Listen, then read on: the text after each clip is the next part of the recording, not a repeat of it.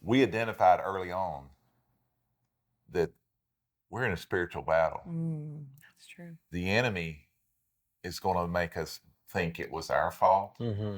We could have done something different.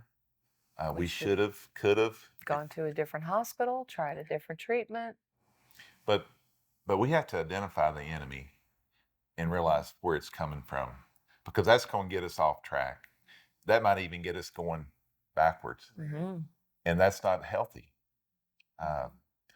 The depth of the pain that first year, where you felt the grief and manifest in not able to take a deep breath at times.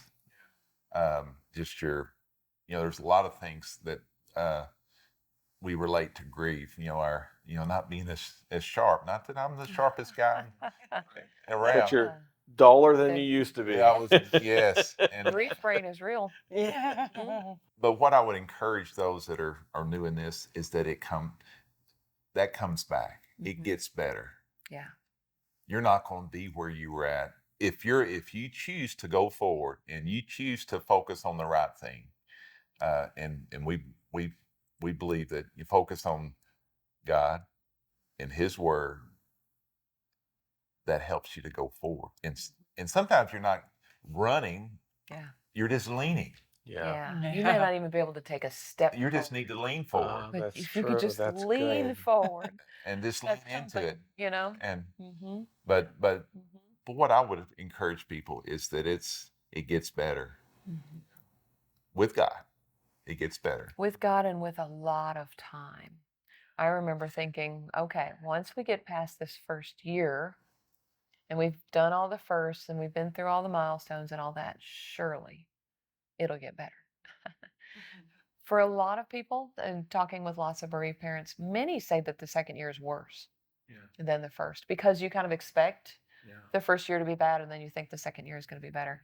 I wouldn't say for me personally, I can't speak for Brad, I don't think the second year was worse, but I don't really think it was better either.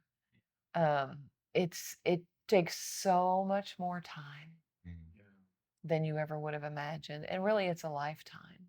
It's a lifetime of missing your child. Not that it's going to be the same intensity for your lifetime. For me, I do think the intensity of the second year was less.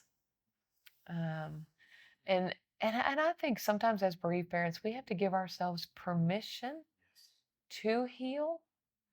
There's an Nancy Guthrie quote, and I may not say it exactly like she does, but she says, "My love for my child is not defined by the depth of my misery." So we can, as we begin to heal, and I don't think we fully heal till we get to heaven. I don't. But I do think we gradually heal as we move forward. As we begin to heal, we'll start to notice that maybe our loss is not the first thought we have when we wake up in the morning. Or we might realize that we have more better days than bad days.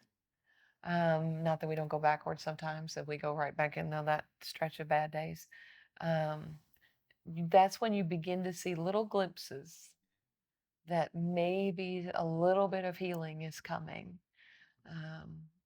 When you do have those really bad days, maybe you don't go quite as far down.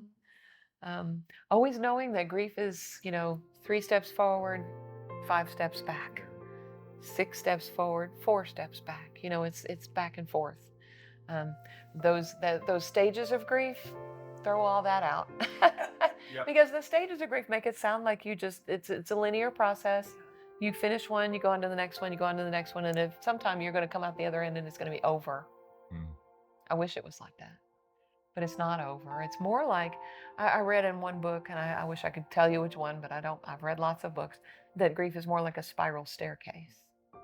That as you go along, you keep going through those same stages over and over, but as you get farther up the staircase, you see them through a different perspective than you did when you were lower on the staircase. And so that may be encouraging for some folks to think about it that way rather than, a straight shot.